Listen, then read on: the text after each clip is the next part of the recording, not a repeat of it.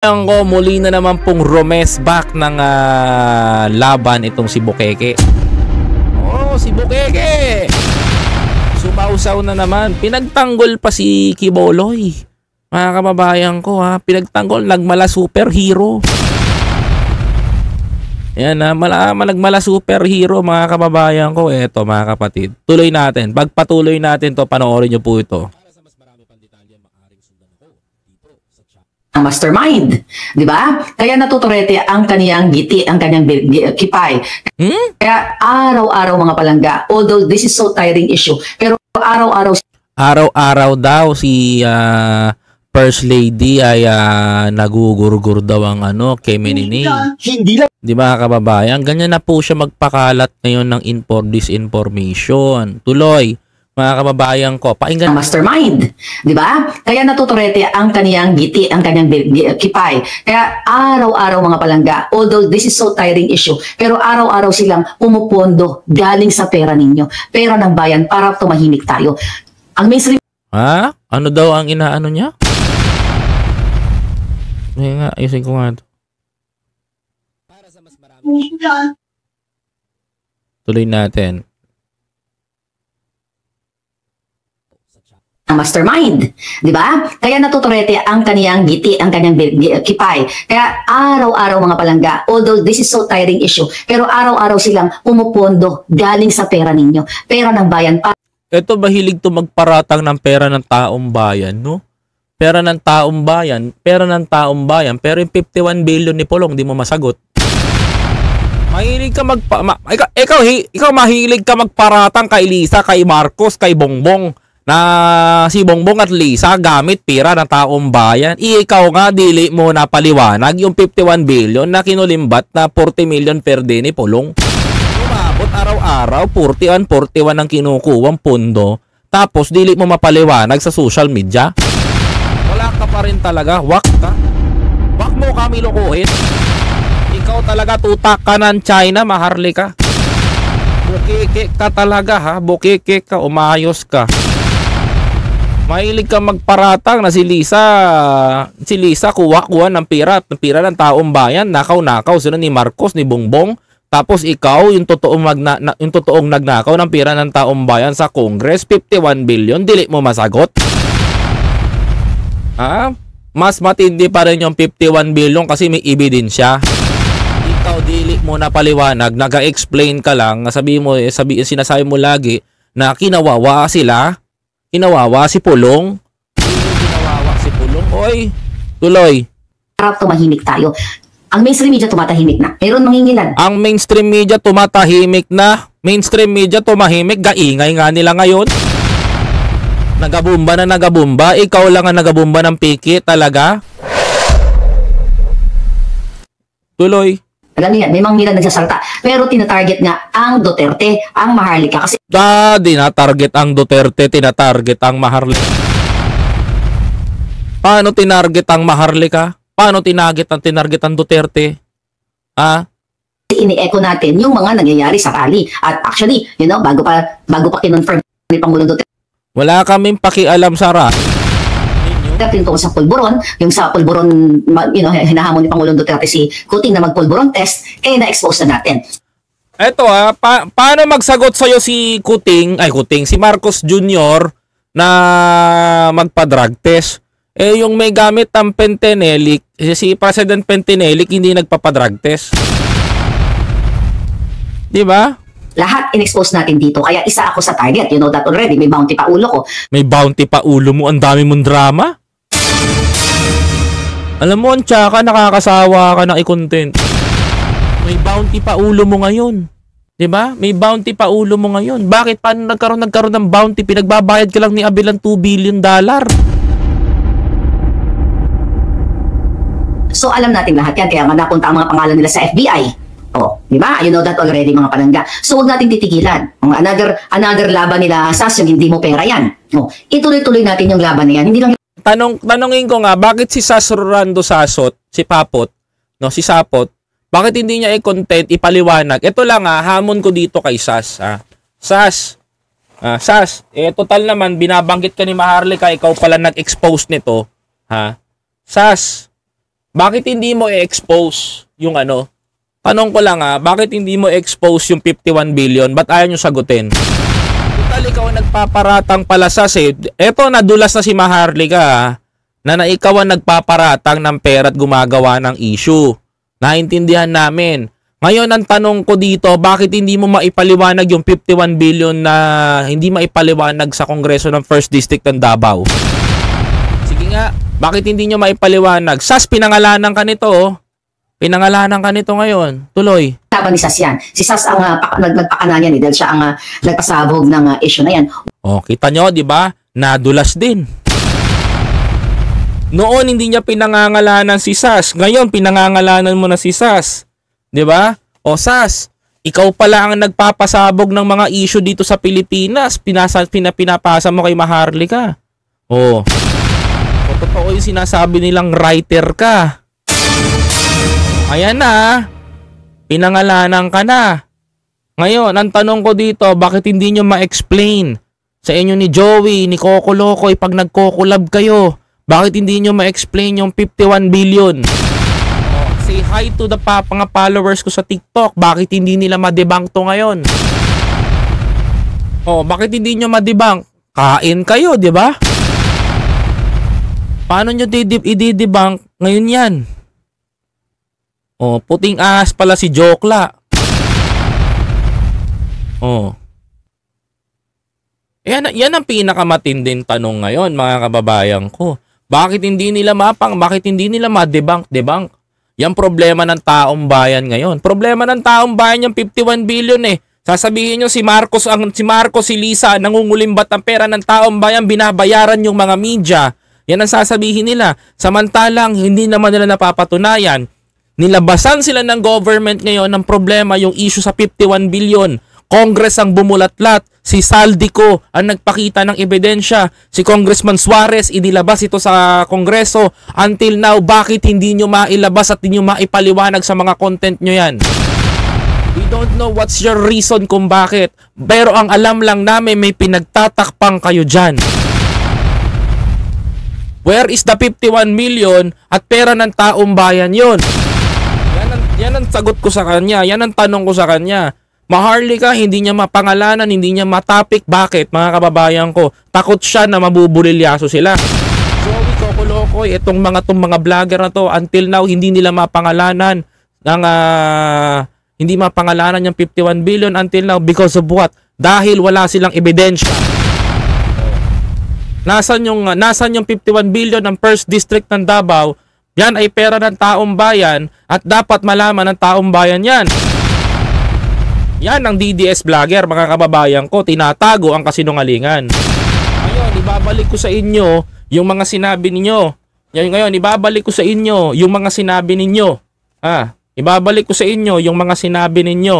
No, Maharlika. Sino ngayon ang magnanakaw at gumagamit talaga ng pera ng taong bayan? According to my legit source from Congress, yung 51 billion na daw na yan, mga kababayan ko, kinukubra daw ng 41 million every day.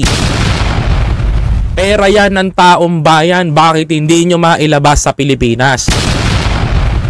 Ilang pasabog tong binibitawan ko sa inyo? Ilang pasabog tong mga expose na to? Bakit hindi nyo masagot-sagot? Takot kayo sumagot, di ba?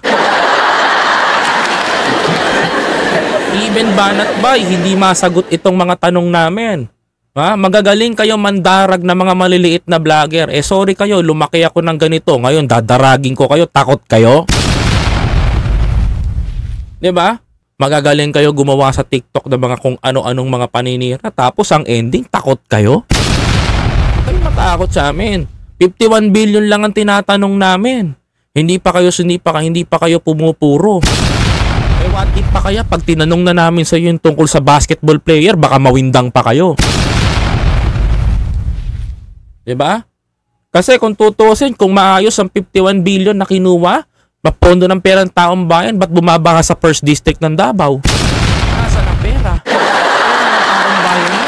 Ngayon, kami naman ang naghanap, kami naman ang nag-echo, kami naman ang nagtanong, patay mali siya kayo, takot kayo. Ganyan talaga. Tapos, feeling dead feeling sikat pag nakikita. Pero pag sa GC nila, pinagmumumuran nyo pa ako. Kayo ganun. Tandaan ninyo, hindi lahat na nakapaligid sa inyo totoo. Yan ang gusto kong sabihin para malaman mo. Tuloy. Huwag nating tatantanan ang mga hinayupak na kongresista na ginagamit ang pera ng bayan. Oh. Ngayon, wag natin tatantanan yung mga kongresistang gumagamit ng pera ng taong bayan. Tama ka dyan. O, kaya hindi ko rin tinatantanan yung 51 billion. Diba? Sa pool. Para sa mga trolls, si Tambaluslos, okay, si Zaldico ay promotor ng mga trolls.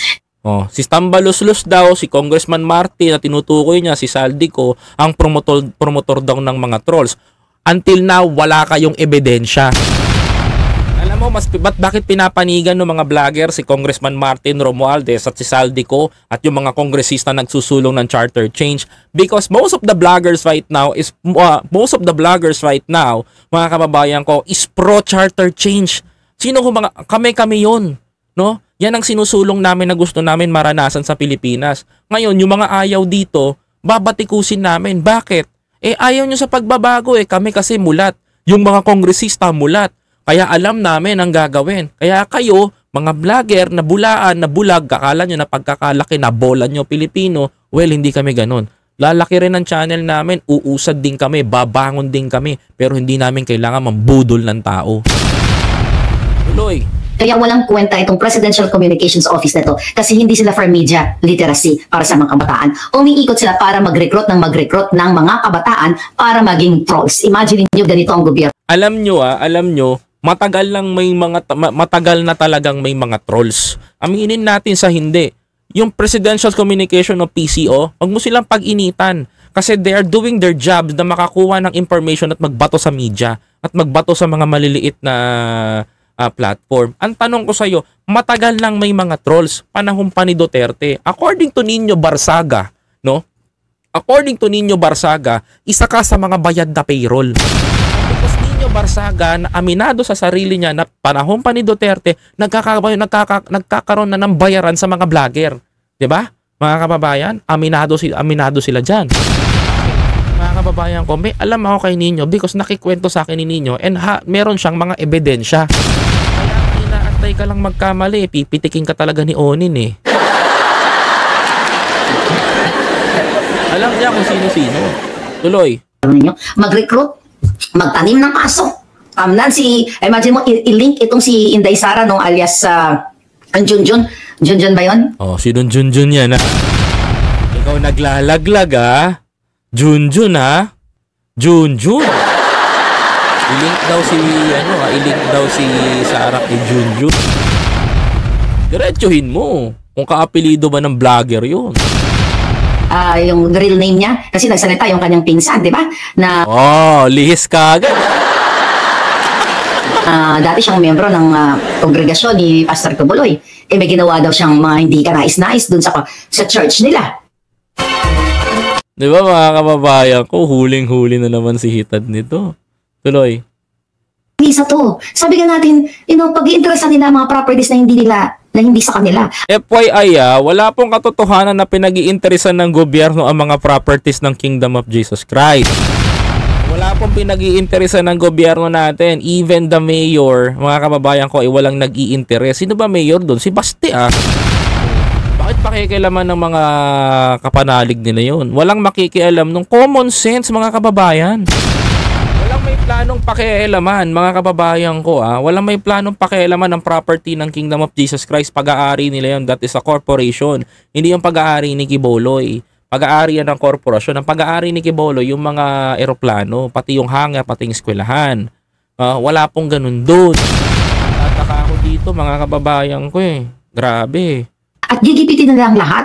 Gigipitin si Kibuloy, gigipitin si Teves, gigipitin si Banta, gigipitin si Duterte. Gigipitin si Kibuloy, gigipitin si Banta, gigipitin si Teves. Iba ang kaso ni Teves, iba ang kaso ni Kibuloy. Focus tayo sa kaso ni Kibuloy, wag sa kanila. Kasi yung kaso ni Kibuloy talaga ang pinag-uusapan. Yun lang kailangan malaman. Through ICC, gigipitin si Sara. Dinarad na nga si Sara Di ba dinarad si Sara sa extra yung war on polboronic ni Pangulong Duterte. Tapos dito sa hearing, dinarad na naman si Inday Sara. Kaya nga si Inday Sara mayroon siyang yung reel na sinasabi niya, tatanong siya nung nagka-camera na may binigay sa kanya na Bakit kaya hindi mo tanongin si Vice President Sara Duterte o anong totoong nangyayari? Alam mo, sa totoo lang, I'm waiting for the perfect timing ay nag-go signal para ilabas to Sa totoo lang, para matapos din, ang hirap nyo, wag kayong pabiktim, mga kababayan. Kayo masyadong pabiktim dito. Diyos ko, wag kayong pabiktim. Wag na. Nabag ng armas daw. Tapos sabi ni Inday, Wag kayong pabiktim dito, no? Sobrang pabiktim na yan. ano man, sabi niya parang, ano man, gun store man yung, parang mount, yung kung saan ang lugar ni Pastor Kibuloy, di ba, prayer, area. Kung eroplano nga, kalas-kalas na baril na nakuha, tapos $150,000. Mga kababayan ko, kulang-kulang na 50 million din mahigit. Nakuha doon. Yung pa kaya? Yun ay theory pa lamang, ha? Tuloy. Ano man yun, gun store? So, you know what I mean? So, etong laban natin every single day, ang target nito mga palangga, tayong lahat. So, kahit nakakapagod, hindi tayo titigil. Ano ang solusyon nito? Kahit pala nakakapagod, di ka pala titigil. Wag ka tumigil, di rin kami titigil. Sagot ko dun. Ano sagot ko dun? At ako titigil. Hindi ka naman titigil Tuloy. Kausapin ang inyong mga pamilya. Ayan, brainwashing na tayo. Ayan, sabi nila, kausapin daw ang mga pamilya. Mag-participate Mag-participate. dito sa discussion sa social media. Ayan, dito daw sa discussion sa social media, papanoorin daw siya ng pamilya nyo. Nag-ayala ng families and friends. Boring. Duh. Tuloy. Kasi ang gobyerno ay ginagamit ang mga kabataan, baka isa sa mga anak ninyo ay nababayaran. Uy, mga anak nyo daw, baka daw nababayaran. Wala na to. Sablay na. Sablay. Tuloy. Kaya kausapin ninyo ang inyong mga anak, magtaka kayo, bakit kaya yung anak ko may pang shopping? Baka naman dumidiskarte ang kabataan ngayon. Hindi, ang kabataan ngayon marunong mag-grind. Alam mo, nakakatuwa mga kabataan ngayon, no? Kung kay maharli ka, baka daw nababayaran daw yung mga anak daw natin, mga bata, kabataan daw ngayon. Nagtataka daw, ba't may pang shopping? Alam mo, ang kabataan ngayon, iba na. Marunong na dumiskarte, marunong mag-grind. Sa termino ng hip-hop, marunong manghasla. Sa tono ng millennial, pag negosyante ka, marunong ka magbenta, mag-buy and sell, marunong ka mag-grind. Hindi na normal na sa kabataan ngayon yun ang marunong kumita ng pera kahit estudyante pa lang. Diba, mga kababayan ko? Tuloy. Diba? Bakit yung anak ko parang may pera? Okay lang na magkaroon ka ng pera. Diba? Sa maayos na paraan. Pero kung maging part ka para i-destroy mismo ang sarili mong kinabukasan, yun yung hindi maganda. Kasi eto pa talaga ang target ni Lisa Smugs. Na 2022 pa lang. Diba? Nagsimula silang magbayad sa mainstream media. Nagsimula silang patahimikin 2022? yung mainstream media. Ngayon pinatatahimik na tayo isa-isa. Diba? Sinuspende ang istasyon ng SMNI. Lahat tayo sinuspende. Lahat tayo sinuspende. Ba't naka-ere ka pa?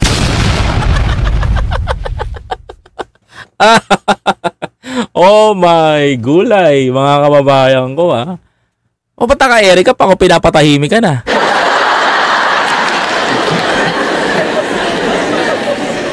Diba? Yan yung mga strategy niya na pambulag portion. Alam mo, sa totoo lang, umay na ako na i-content ka. Ayoko na nga sana na i-content to si Maharlika, to be honest Kasi bakit? Wala na kasing lakas. Wala nang bearing. Kumbaga, pag nagbitaw na lang siya ng salita, nakakatawa na lang. Totoo mga kababayan ko, pag ito si Hitad nakita ninyo, mga kababayan ko, to be honest, pag nakita niyo yan, yung content niya, lumalakas na lang yan because of boosting Totoo lang, because of boosting talaga. Pero kung papansinin niyo yung mga sinasabi niya, kung papansinin niyo yung mga words sa binibitawan niya, wala na. Wala na mga kababayan ko. Bali wala na, hindi na siya paniniwalaan. To be honest, wala na siyang credential. Wala na siyang credential. Bakit? Unang-una, sunod sa pulburon issue. Pera ng taong bayan, mahilig niya sabihin, pero yung 51 billion, hindi niya mapangalanan, hindi niya mapakita kung saan napunta sa Davao. Mga kababayan ko, tas kakampihan niya pa yung mga taong bumabanat sa government. Alam mo, sa totoo lang, pag nakita mo ang taong gumagawa ng maganda, tapos pinapalitan mo ng pangat, sinisiraan mo, hindi maniniwala sa'yo tao. Diba, mga kababayan ko? Yan ang problema kay Hitad, mga kababayan ko. Diyan siya nawawasak. Ito ang totoo. Ito yung totoong nakikita namin. Ito yung totoo. Natatawa na lang lahat ng nanonood sa kanya, mga kababayan ko. Kaya that's too impossible, mga kababayan, na makita nyo si Hitad na parang bombang-bombang ganito.